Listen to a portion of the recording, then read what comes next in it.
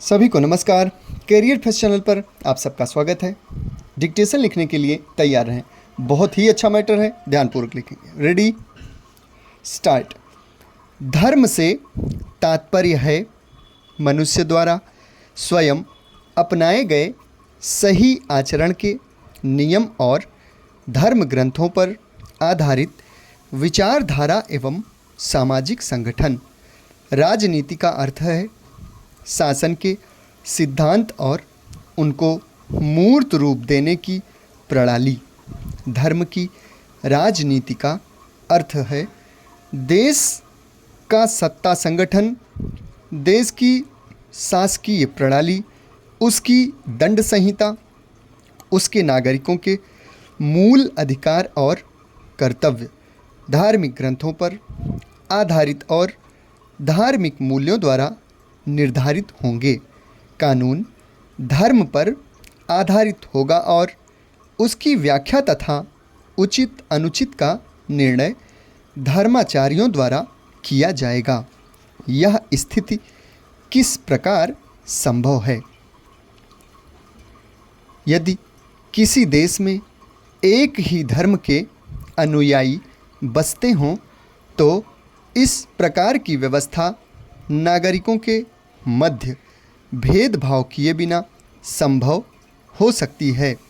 परंतु यदि देश में भिन्न भिन्न धर्मों के अनुयायी बसते हैं तो वहाँ ऐसी व्यवस्था में शासन द्वारा नागरिकों के मध्य भेदभावपूर्ण व्यवहार अवश्यंभावी है। किसी के अधिकार कम होंगे, किसी के अधिक। यही स्थिति वहाँ भी उत्पन्न होगी जहाँ के नागरिकों का मूल धर्म एक है, परंतु उसकी अभिव्यक्ति के रूप भिन्न हैं। जैसे ईसाइयों में प्रोटेस्टेंट, रोमन कैथोलिक, मैथोडिस्ट आदि, हिंदुओं में सनातन धर्मी, आर्य समाजी, मुसलमानों में शिया, सुन्नी आदि। अतः धर्म की राजनीति के चलते यह संभव नहीं है कि शासन द्वारा भेदभाव न किया जाए। स्पष्ट है कि नागरिक मात्र को समान अधिकार के पक्षधर जनतंत्र में धर्म आधारित राजनीति का विकास सर्वथा असंभव है। साथ ही ऐसी व्यवस्था धीरे धीरे नागरिक और शासन के मध्य टकराव की स्थिति उत्पन्न कर सकती है, क्योंकि धार्मिक ग्रंथों पर आधारित धार्मिक मान्यताओं में परिवर्तन संभव नहीं है, जबकि सामाजिक परिवेश निरंतर बदलता रहता है। धर्म आधारित शासन सत्ताओं का इतिहास यही बताता है। जनतंत्र और नागरिकों के मध्य भेदभाव में मौलिक विरोध है।